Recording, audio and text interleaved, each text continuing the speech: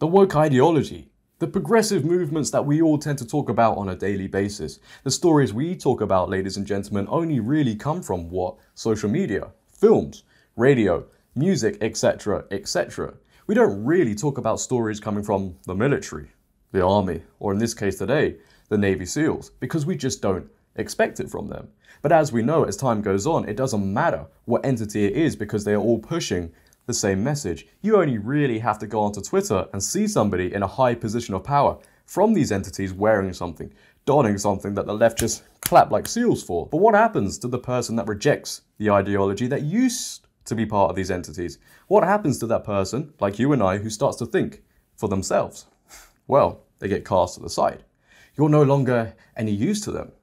Introducing highly credited, highly respectable Navy SEAL, ex-Navy SEAL, Chris Beck. Now, many of you may have heard of this man in recent times because around 10 years ago, he decided famously that he was going to become a woman. And with that, he changed his name to Kristin Beck. And because obviously back then it was a big story at the time, now it's just a regular thing. Entities like CNN made documentaries covering this man's story, painting it in a way they saw fit. And interestingly, even back then, Chris himself didn't even know really what the term transgender actually meant. It's hard to explain. People ask me about that. They say, I don't really understand transgender, and can you explain it to me? And the only thing I can tell them is, I don't really know what transgender is either. I don't know. I mean, I know what it is. It's this, but I don't know where it comes from or why. Well, fast forward 10 years and now everybody knows about it. Some may say forced to know about it. Hey, don't look at me. Don't shoot the messenger. I'm just making a video here. Right. But in these years, regardless, Chris has been given a lot of time to think by himself. Think to himself, did he make the right choice? Did he make a mistake? I think you all know where I'm going with this. Well, let's hear from the man himself. On RobbyStarbuck's podcast, Chris goes on to say this. Ex-Navy SEAL who transitioned from male to female says he's now transitioning back. Blasts VA for giving him hormones after hour-long consultation and calls sex change the worst mistake of my life. After one consultation, they gave him hormones.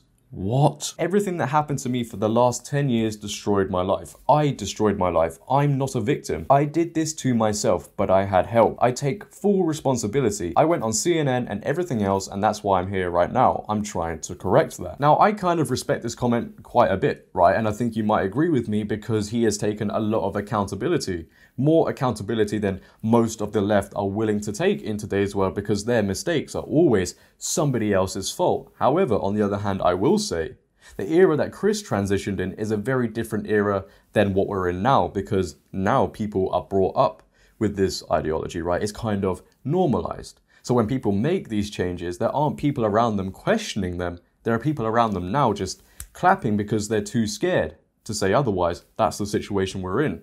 Chris Beck was interviewed on Fox News by Tucker Carlson, and they talked about many things.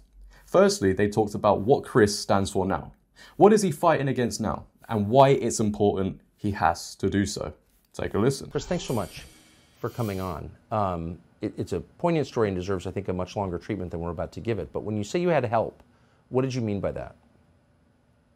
Well, the transgender originally started out as something, pretty basic and very rare. And now it's kind of morphed into an ideology. And that's what I'm kind of speaking out about. Speaking about the ideology, I'm not talking about the people. Now, there's a lot of transgender people out there, great folks, but the ideology was what I'm talking about. It's becoming something where it's being pushed in schools, and young teenagers are having surgeries because it's saying they're transgender. It's an affirmation.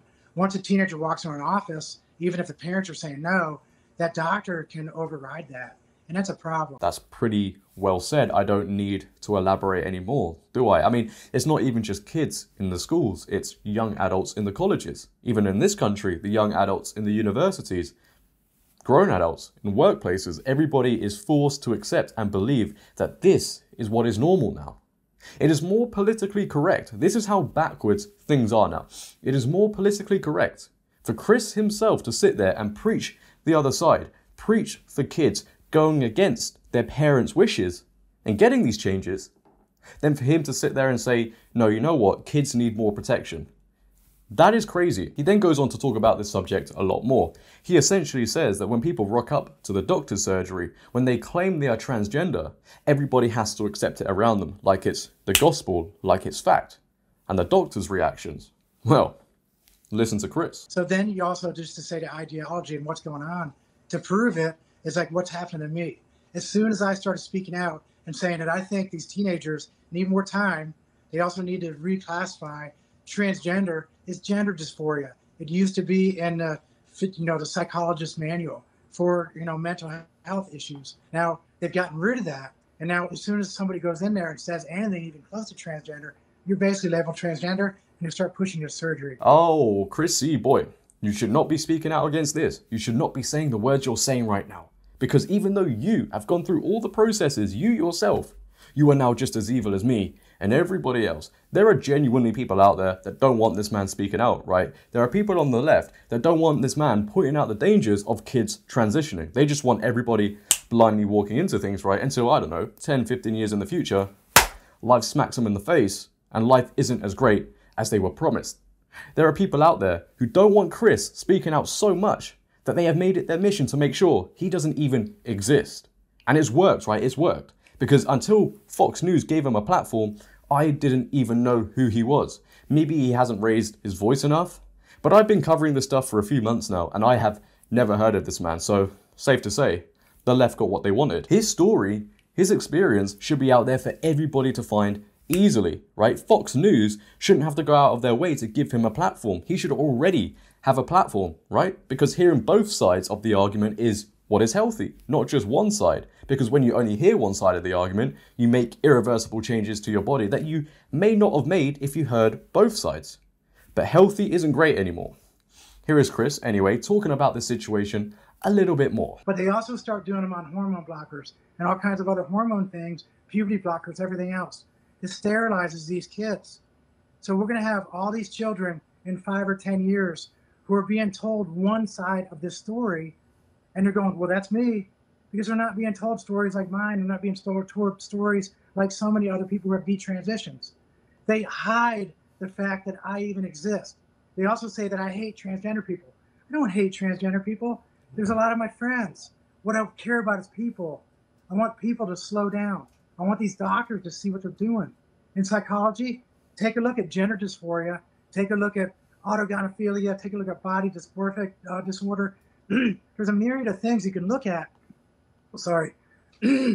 That we really have to start taking a look at. Well, there you have it, ladies and gentlemen, right? I think we can all agree it's sad we've got to this point. It's sad we've got to this point where this man who feels like and is doing something positive for people around him, children, he feels like he's now being silenced for doing so.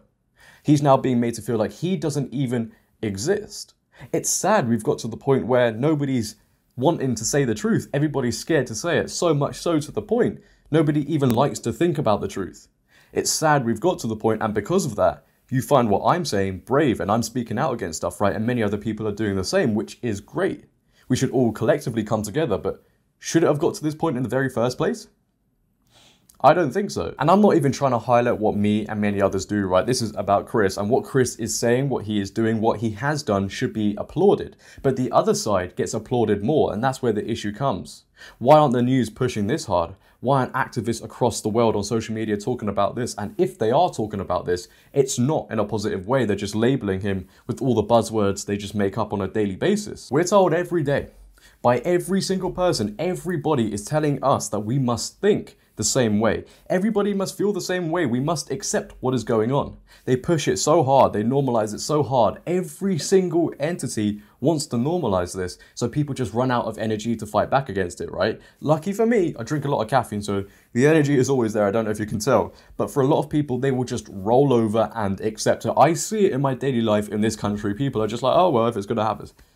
What happens when you allow everything? You then stand for absolutely nothing. I do not care what people do with their lives, right? I don't care. And I don't think Chris does either. And I don't think you do either, right? But when we're called evil and hateful for not agreeing with something, people just expect us to be like, okay, sit down, shut up. I will just, no, that's not healthy. One side of the argument should not just be heard. Chris is a great example to me of what happens to somebody when they push a positive message. They want to help people around them, right? And they point out the hypocrisy, the issues, and the thing they're fighting against, and that side wants to make him feel like he doesn't exist anymore, which is funny.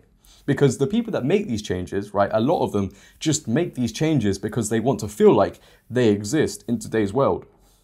There's one rule for them, one rule for everybody else.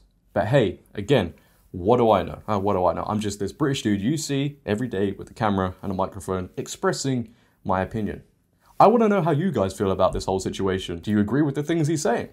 I think a lot of us will. And it's nice to see somebody who has transitioned and wants to detransition and is pointing out the flaws, because we just see the reaction from the left, right? They don't like it. If you have enjoyed today's video, then please, for me, make sure to leave a like rating. If you're new, hit that big red subscribe button and turn on bell notifications so you never miss a video. But until next time, ladies and gentlemen, it has been your boy JD. Please, for me, make sure to always have a great day and stay safe. I'm out. Peace. See you next time.